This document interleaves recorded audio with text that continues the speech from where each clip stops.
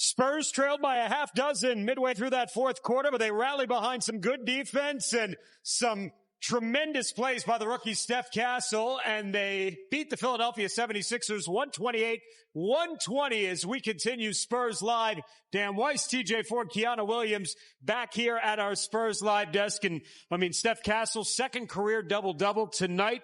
And TJ, we've seen Steph score. Tonight we saw the other part of his game, a career-high 14 assists. Yeah, getting a career-high 14 assists is something that we really haven't seen him display. We've seen him out of his offensive attack getting to the basket, but being able to be a playmaker, you definitely can see the transition between the conversation between him and Chris Paul, and he talked about that in his post interview after the game about the importance of Chris Paul showing him the ropes and giving him a different vision to be able to look at the game a little different. And I think it's just big that he had that in his game.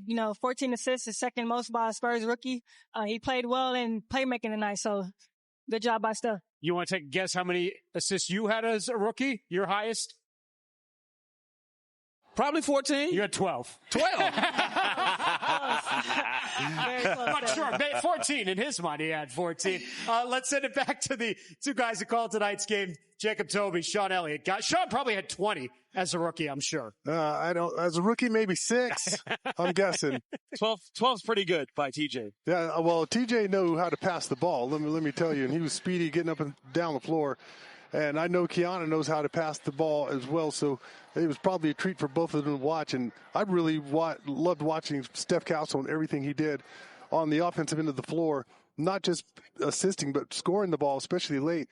And you also have to give Chris Paul a lot of credit, right? Because he's teaching these young guys how to play. He's mentoring Steph Castle, and he's showing him how to play that point guard position. But all of a sudden you have Chris Paul, who he's deferring, allowing Steph Castle to run that point guard position. And now he's turned into some kind of three-point shooter. He's 6 of 7 from the field tonight. All his attempts, all of them were from beyond the arc. And that's something we haven't seen from Chris Paul this year. So he's just doing a great job mixing it up. The first time this team has won 2 straight games in a long time since, like I said, New Year's Eve and January 3rd. What can that do for this young team? A big confidence booster. And let's see if you can go into Toronto with a good mindset and try to get another one. Toronto's a team that looks like they're not going to make the playoffs, and so don't take that game for granted. It's always tougher to play on the road. So let's see if you can go in, make it 3 in a row, come out of that game with some mental toughness, because then the next 2 are going to be really difficult. You have 2 teams that are still jockeying for playoff position. Cleveland's trying to prove a point. They want to have home court advantage throughout the playoffs. Detroit wants to hold on to that 6th spot in the East, so those games are not going to be easy. So take that first one in Toronto, get your mind right. Your rookie year, your career high assists were 6. Yeah. Career, 12. Yeah, 12. Yeah, that sounds about right. That sound about right? Yeah. Well, that's what the guys say in the truck, so. I was passing the ball a little bit. When you weren't shooting. When I wasn't shooting. Were you feeling okay that night? You had 12 assists? That's what I want to know. Yeah. Yeah, no, I was not in my right mind, Dan. I'm just wondering. Doesn't sound like you. Enjoy your week off, Sean. I will, see you next thank Saturday when the Spurs get back home to meet the Celtics.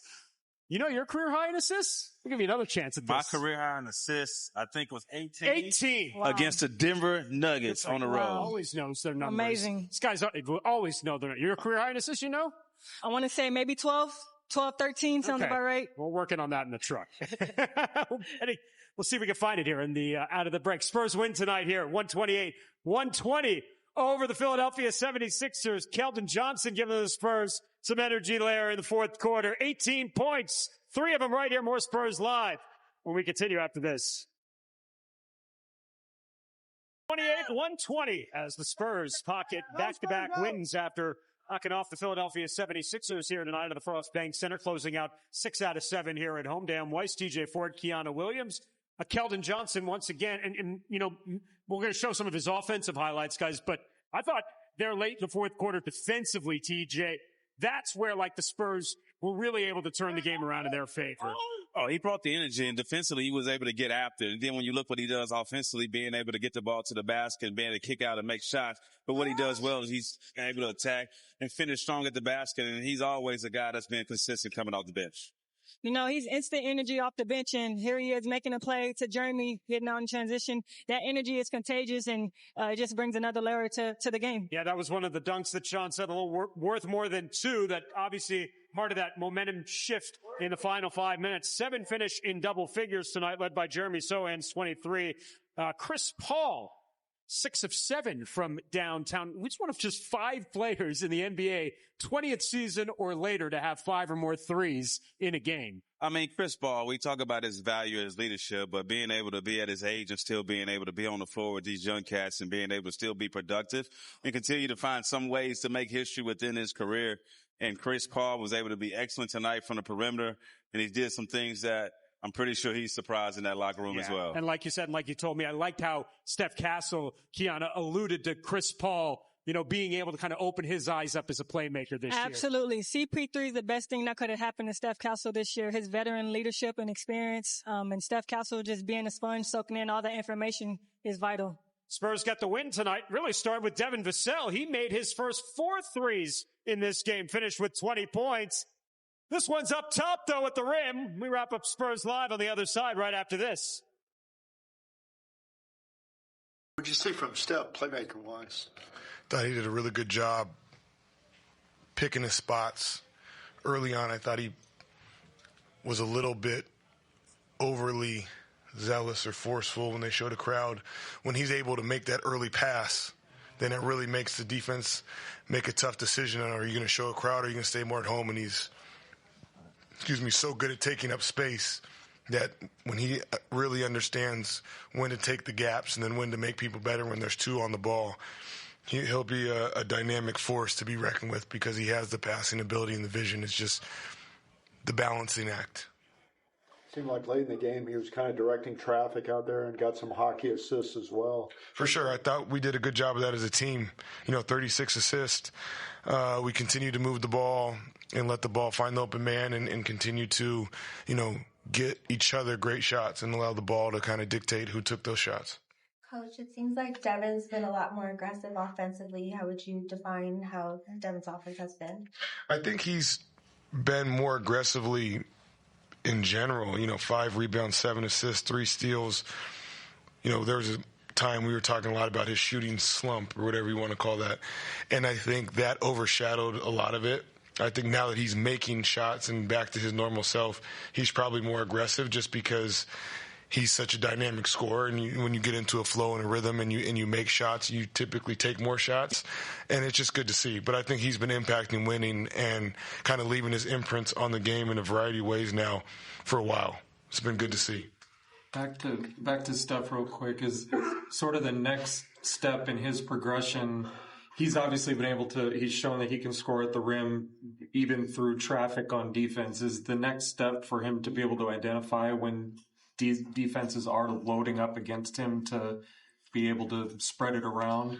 I think so, just because he's so dynamic with the ball. I think that aspect you just mentioned, though, is all of our guys, right? That's Jeremy Sohan playing out of the short roll. That's Keldon Johnson when he catches off closeouts or in transition.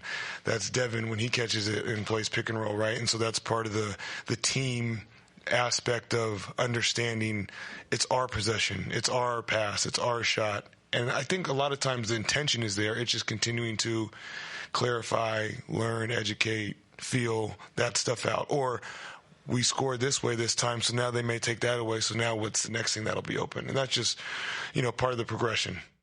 Obviously, the wins and losses and the standings look a lot different since losing Victor and Jaren. How are you seeing Steph use this time to still, improve his own game and take advice, take coaching? The same. I don't think it's changed at all. And we won 2 games in a row. We haven't done that since a long time, so I don't really see a difference at all. I think he's doing a great job, and I think that's one thing we've been very even keel on, is not playing up or down no matter what is going on in our crazy season that we've had. Yeah, I think that's kind of the interesting thing, TJ, is that, minus your 2 superstars in Victor Wembanyama and De'Aaron Fox, Spurs are still able to go out and score 130 points in a game. And I think that's a bit about the modern NBA, right? When you play at that pace, if you play within the system, you're going to have success. Yeah, you're going to have success. And when you look at the style and the way the game is playing, you're going to get a lot more attempts just based on how the game is being played with the pace, the speed, and being able to get quick shots. But being able to have these guys ready, guys' names being able to be called, going in and out of the lineups. And you got to give a good job, credit to the coaching staff for being able to keep guys locked in and entertained and interested in the rest of the season. So the Spurs now headed out to the East Coast one final time, and they'll see two teams that they have yet to see this season, even though we're at the end of March. First up of those is the Toronto Raptors. We'll have that for you Sunday, beginning at 4:30 with Spurs Live.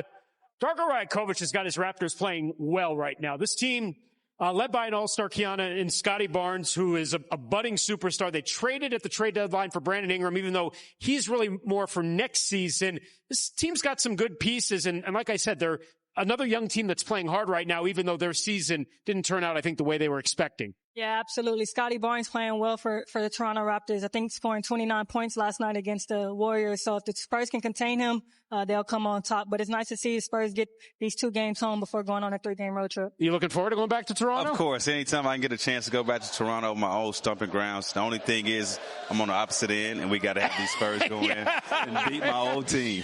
They could play a tribute video for you think, when they see you? I don't think I told them I'm coming. You didn't tell them you're coming. Maybe we'll send them a note. We're waiting for that TJ Ford tribute video to be shown on Sunday afternoon. Spurs get the win tonight here before they head out of the road. They get 7 in double figures, led by 23 from Jeremy Sohan and a career-high 14 assists from Steph Castle, part of his second career double-double, 128-120 the final. For TJ Ford, Kiana Williams, Jacob Toby, Sean Elliott, our entire crew. I'm Dan Weiss saying so long. We'll talk to you Sunday afternoon from Toronto. Have a great night, everybody.